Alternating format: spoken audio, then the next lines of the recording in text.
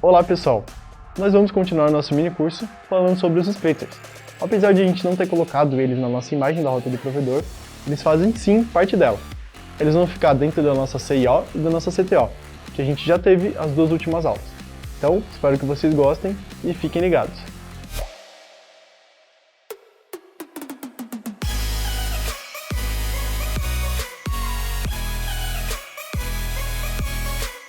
Você lembra da nossa aula sobre CIO?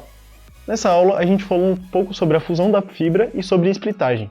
O que é a gente fazer a fusão da fibra e splitagem? É a gente chegar com um cabo, ou seja, como entrada, e transformar ele em duas para a gente conseguir multiplicar a nossa capacidade e chegar em mais clientes. Como que a gente faz isso? A gente vai pegar esse splitter 1:2, por exemplo, vai chegar nele, fazer a fusão nele e jogar ele para outras duas saídas. Então, para fazer isso, a gente utiliza esse cara aqui. Esse é um splitter balanceado que não tem conector, ou seja, o lugar dele é a CIO. A gente pode ter vários tipos de splitagem dentro da CIO, seja ela 1:2, como a gente tem aqui, balanceado, 1:4, 1:8 ou 1:16. Geralmente o que a gente utiliza mais é 1:2 e 1:4. A gente pode também ter instalações um pouco mais específicas na nossa CIO, com os splitters desbalanceados. Esse aqui é um splitter desbalanceado, 1:2, 1:99. Quando que a gente vai usar esse splitter? A gente vai utilizar ele em casos um pouco mais específicos, onde eu preciso passar o sinal da fibra com maior potência. Nesse caso, a gente tem 1:99, mas a gente pode ter vários tipos, 30/70, 60/40, dependendo da vontade do cliente e do que ele deseja fazer na rede dele. Então, agora a gente vai falar um pouquinho mais sobre os splitters convencionais, que é esse que está aqui na minha esquerda. Hoje na FiberX e na instalação dos provedores, a gente sempre vai ter tipos de splitter parecidos com esse aqui. Esse aqui é geralmente o mais convencional, o splitter PLC 1:16 APC. A gente pode ter dois tipos diferentes de conectores. O SC-APC, como vocês estão vendo aqui, que é o verde, ou o SC-UPC, que é o azul. E aí a gente se pergunta qual que é a diferença entre eles. A diferença está nos adaptadores. Como vocês podem ver, um é azul, o UPC, e o outro é verde, o APC. A diferença entre eles é principalmente a maneira como as duas fibras se encontram.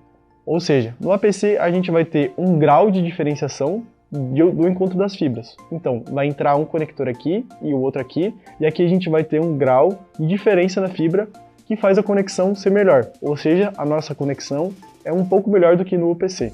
No UPC a gente vai ter as duas fibras se encontrando, ou seja, a gente pode ter um sinal que se chocam um com o outro, gerando mais atenuação na nossa instalação. É por isso que a gente geralmente vai usar o APC nas instalações. A gente sabe que qualquer sinal de luz e qualquer emissão tem perdas, só que na fibra ótica essas perdas elas são mínimas, por ser um espaço muito pequeno e um ambiente muito controlado. Dentro da fibra ótica é muito difícil que a gente tenha qualquer tipo de alteração do nosso ambiente. Então, a luz ela vai estar sempre viajando pela fibra e batendo nas pontas, nas extremidades da fibra ótica. Com isso, a gente tem uma certa perda. Como que a gente chama essa perda? Atenuação.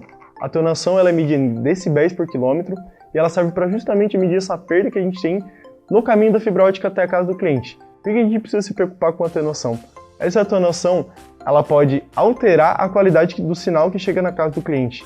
Ele pode ter perda de pacotes, o que leva a experiência dele a ser uma experiência não muito boa, porque a internet que ele está contratando não está entregando o que ele precisa. Assim, a gente tem que sempre ficar atento no valor da nossa atenuação e também em como a gente está fazendo a nossa instalação. A dobra de cabos gera atenuação, por exemplo. A gente precisa ter sempre um projeto que prevê quantos splitters a gente vai utilizar na nossa rede e também prever a dobra de cabos. Quando a gente for utilizar um cabo que fica dobrado, isso pode gerar atenuação. Quando a gente chega na casa do cliente, caso ele dobre o cabo, gera atenuação. Então a gente precisa ficar muito atento na questão dos splitters, na questão da montagem da rede e na questão da disposição dos nossos cabos. Finalizando então a nossa aula sobre splitters e atenuação, eu espero que você tenha gostado do conteúdo, que ele tenha sido rico para você, que você tenha aprendido bastante, e fique ligado para o nosso próximo vídeo. Um abraço, curta o mini curso!